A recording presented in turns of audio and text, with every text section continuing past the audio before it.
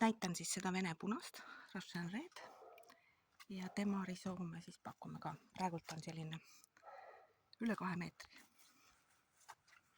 Lehed on tohutu suured, käe siia juurde. Nii, minust on nad kõvasti üle pea. Ja risoomid on siis sellised puntšakad. Nii, kasvupunkadega. Neid on siis erinevaid variante.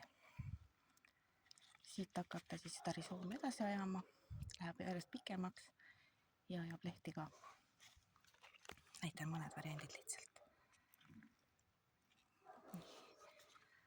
Kui nüüd tahetakse sellist 45 liitrist potti täita, siis siia sisse mina tavaliselt panen 4 risoomi ja siis tulemuseks on siis selline